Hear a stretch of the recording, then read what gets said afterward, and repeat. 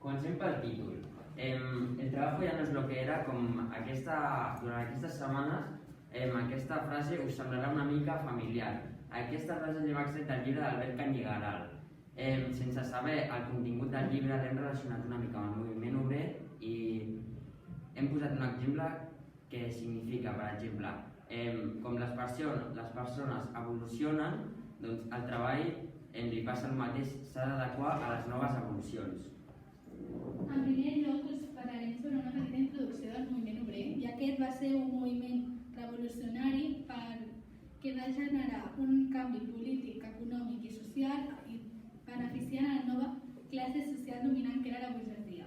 Aquest moviment va començar al segle XIX, quan les persones que vivien als camps i als pobles van decidir anar-se a viure a la ciutat per poder aconseguir una vida més econòmicament estable. Però a l'arribar a les ciutats es van trobar que hi havia molts problemes morals i socials a causa de la desigualtat econòmica que hi havia. A l'època del moviment obrer, els treballadors treballaven entre unes 12 i 16 hores diàriament en unes condicions pèssimes. Treballàvem en fums asfixiants, amb molt soroll i amb condicions higièniques que donaven molta pena.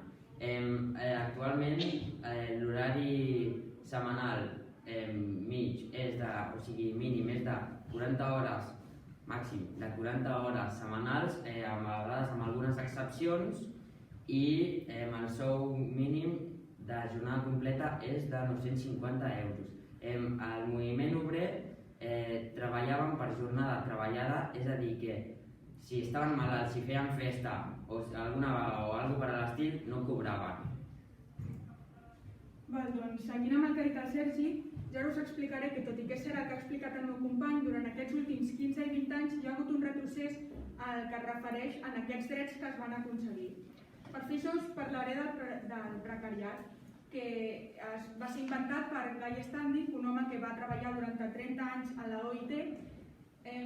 Llavors, el precariat té 3 característiques pròpies. La primera d'ella és que té una vida de treball inestable, és a dir, és explotat quan treballa i també fora de la seva jornada laboral. Per exemple, a l'arribar a casa, aquests treballadors poden estar fent networking, poden estar omplint informes, entre d'altres. En canvi, el proletariat, una vegada acabada la seva jornada laboral, ja no havia de preocupar-se més fins que arribés el dia següent.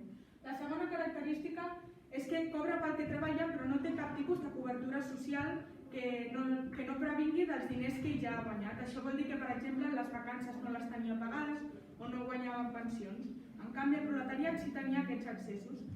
I l'última característica és que, deguda a la precarietat a la que estan immersos i a la nova situació actual del capitalisme global, ha deixat de tenir relacions amb l'Estat i això ha fet que perdin drets a tots nivells, civils, culturals, econòmics, polítics i socials. Ara us parlarem una mica de què és una ETT.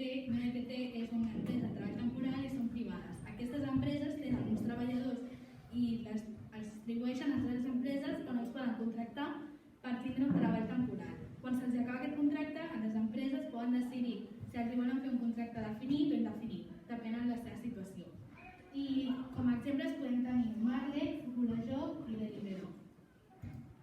Parlant del treball, durant aquesta època, la gent que treballava manualment va tindre que canviar el seu model de treball o bé es van quedar sense feina perquè van sorgir les noves tecnologies que serien les màquines.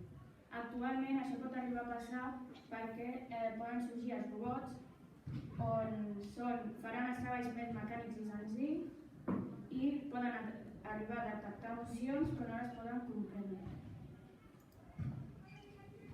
Parlant de robots, creiem que un punt important i que ens preocupa és si els robots en un futur ens trauran el treball. Això 100% no ho podem saber, però per exemple sí que podem saber que ens milloraran el dia a dia. Com per exemple jo ara mateix no podria estar aquí si no hi haguessin aquestes tecnologies. Llavors, una de les coses que també podem saber són la diferència entre la intel·ligència artificial i la intel·ligència humana. Hi ha moltes diferències i no són de manera superficial ni de manera emocional, sinó d'estructura i de càlculs. Per exemple, ara us explicaré 3 que són les més clares. Les dades amb les que treballa el nostre cervell no es poden emmagatzemar. És a dir, nosaltres podem emmagatzemar informació, però no de la mateixa manera i explicar explicar-la sempre igual, cosa que un robot sí que pot fer perquè està programat, per fer les tasques de sempre de la mateixa forma. Els humans són més emocionals que racionals i aquesta afirmació és una mica precipitada, ja que no sabem com pot mesurar el racional de l'irracional.